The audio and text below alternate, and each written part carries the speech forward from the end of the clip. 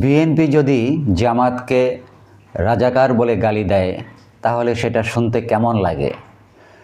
রাজনৈতিকভাবে এটা কি সঠিক সমীকরণ বলে আপনাদের কাছে মনে হয়? সম্মানিত দর্শক, বিজয়ের মাসের শুভেচ্ছা জানিয়ে আজকের আলোচনা শুরু করছি।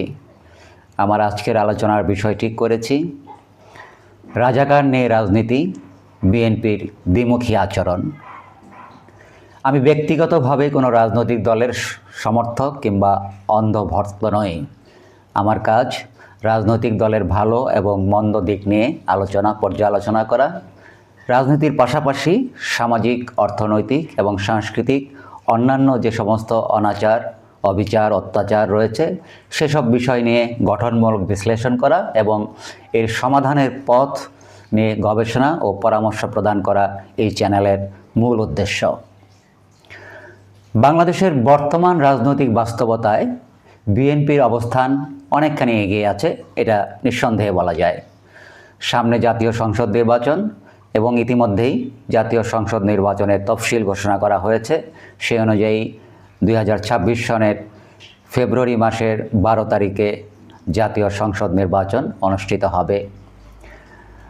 আগামী নির্বাচনে বিএনপির প্রধান প্রতিদ্বন্দ্বী হচ্ছে বাংলাদেশ জামায়াতে ইসলামী। সুতরাং বিএনপি এবং জামাত উভয়ই নির্বাচনী লড়াইয়ে একে অপরকে পরাজিত করার জন্য বা কুপঘাত করার জন্য নানা কৌশল গ্রহণ করবে, সেটাই স্বাভাবিক এবং ইতিমধ্যেই তা শুরু হয়ে গিয়েছে বলে আমরা দেখতে পাচ্ছি। কিন্তু জামাতকে পরাভূত করার জন্য বিএনপির একটি রাজনৈতিক কৌশল হিসাবে আমরা দেখতে পাচ্ছি যে বিএনপির অনেক নেতা, সিনিয়র নেতা, বিশেষ করে বিএনপির ভারপ্রাপ্ত চেয়ারম্যান জনাব তারেক রহমান নানা বক্তৃতা বিবৃতি দিচ্ছেন এবং এইসব বক্তৃতা বিবৃতির মধ্যে একটি বিষয়ে আমার কৌতূহল সৃষ্টি হয়েছে। সে কারণেই সেই বিষয়টি নিয়ে আজকে আলোচনা করতে চাই এবং এই বিষয়ে আলোচনা করা জরুরি বলে মনে করছি। আপনারা হয়তো ইতিমধ্যে লক্ষ্য করেছেন যে বিএনপির প্রথম সারির নেতারা, যেটা আমি আগেই বললাম, এবং বিশেষভাবে বিএনপির ভারপ্রাপ্ত চেয়ারম্যান জনাব তারেক রহমান জামাতকে রাজাকার বলে সম্বোধন করে 1971 সনে তাদের মানবতা বিরোধী এবং স্বাধীনতা বিরোধী অবস্থান নিয়ে খোঁটা দিচ্ছেন, যেটা বাংলাদেশের গ্রামগঞ্জের ভাষায় আমরা খোঁটা বলে থাকি, সেরকম খোঁটা দিচ্ছেন। এই কাজটি তারা মোটামুটি ধারাবাহিকভাবেই করে যাচ্ছেন। আমার ধারণা তারা এটাকে আগামী নির্বাচনে জামাতকে ঘায়াল করার জন্য একটি স্থায়ী দলীয় কৌশল হিসাবে গ্রহণ করেছেন।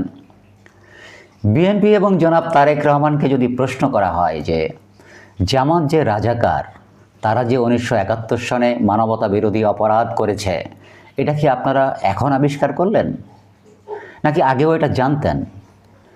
এটা তো এদেশের আপামর জনতা জানে, বিশ্ববাসী জানে, অনেক আগে থেকেই সবার কাছে জানা যে জামাত 1971 সনে বাংলাদেশের স্বাধীনতার বিরুদ্ধে অবস্থান নিয়েছিল এবং নানা ধরনের মানবতা বিরোধী অপরাধের সাথে তারা জড়িয়ে পড়েছিল। আমার ধারণা এবং আমি নিশ্চিত আপনারাও সেটা জানেন এবং জানতেন। দ্বিতীয় প্রশ্ন, জামাতকে যখন রাজাকার বলেই জানতেন, তাহলে কেন আপনারা এতদিন পর এটাকে নির্বাচনে জেতার হাতিয়ার হিসাবে নিচ্ছেন? 2001 থেকে 2006 পর্যন্ত যে সময়কাল, কেন সেই সময়কালে এই রাজাকারদের নিয়ে আপনারা সরকারের বসবাস করেছেন? কেনই বা রাজাকারদেরকে মন্ত্রী বানিয়েছিলেন? কেন আপনাদের শুভাকাঙ্ক্ষীদের হাজারো অনুরোধ উপেক্ষা করে এই রাজাকারদেরই আপনাদের প্রধান রাজনৈতিক সহযোগী হিসাবে বানিয়ে নিয়ে রেখেছিলেন দীর্ঘকাল ধরে? এসব প্রশ্নের যুক্তিসঙ্গত কোনো উত্তর কি আপনাদের কাছে আছে? আমার ধারণা নেই। প্রিয় দর্শক, আপনাদের মনে করিয়ে দেওয়ার জন্য উল্লেখ করতে চাই যে 2001 সনের নির্বাচনে আওয়ামী লীগকে পরাজিত করার জন্য বিএনপি ডানপন্থী এবং ইসলামপন্থী শক্তিকে একত্র করে 1999 থেকে 2000 সময়কালে 4 দলীয় জোট গঠন করে। এই জোটের যারা সদস্য ছিলেন তারা ছিলেন বাংলাদেশ জাতীয়তাবাদী দল অর্থাৎ বিএনপি, তারা ছিলেন নেতৃত্বদানকারী দল, তার সাথে ছিল জামাতে ইসলামী বাংলাদেশ, ইসলামী ঐক্যজোট এবং বাংলাদেশ জাতীয় পার্টি, যেটা বিজেপি, নাজির রহমান মঞ্জু গ্রুপ। এই জোট 2001 সালে নির্বাচনে বিজয়ী হয়ে 2006 সাল পর্যন্ত তারা সরকার পরিচালনা করে। পরবর্তীতে 2012 সনে 4 দলীয় জোটের মূল কাঠামোকে অক্ষুণ্ণ রেখে আরও 16টি ছোটোখাটো দল এবং জোটকে নিয়ে 20 দলীয় জোট তৈরি করা হয় বা গঠন করা হয়। 4 দলীয় জোটের নাম পরিবর্তন করে 16টি দল যুক্ত হয়ে গঠিত হয় 20 দলীয় জোট। এবং 2024 সালের নির্বাচনের আগে 2023 সালের ডিসেম্বরে এই 20 দলীয় জোট ভেঙে যায় এবং ভেঙে যাওয়ার পেছনে অন্যতম কারণ ছিল জোটের বিভিন্ন দলের বিভিন্ন ধরনের নির্বাচন কেন্দ্রিক অবস্থান। অর্থাৎ কোনো দল চেয়েছে 2024 সনে হাসিনার অধীনে নির্বাচনে যাবে, কোনো দল চেয়েছে নির্বাচনে যাবে না। বিশেষ করে বিএনপি নির্বাচনে না যাওয়ার ব্যাপারে অনড় ছিল। এসব কারণে এই 20 দলীয় জোট ভেঙে যায় 2023 সনের 12ই ডিসেম্বর এবং তারপর থেকে যথারীতি যে যার পথে চলে যায় এবং যার যার মতো অবস্থান গ্রহণ করে এবং তাদের রাজনীতি চালিয়ে যেতে থাকে। এখন বিএনপির কাছে প্রশ্ন, আপনারা যেই রাজাকারদের সাথে নিয়ে দীর্ঘকাল বসবাস করেছেন, একসাথে ঘর সংসার করেছেন, তাদেরকে এখন রাজাকার বলে গালি দিলে কি তা আপনাদের জন্য বুমেরাং হয়ে ফিরে আসবে না? এক সময় যে রাজাকার সে তো সবসময়ই রাজাকার, তার তো আর চরিত্র বদলের কোনো সম্ভাবনা নেই, কোনো সুযোগ নেই।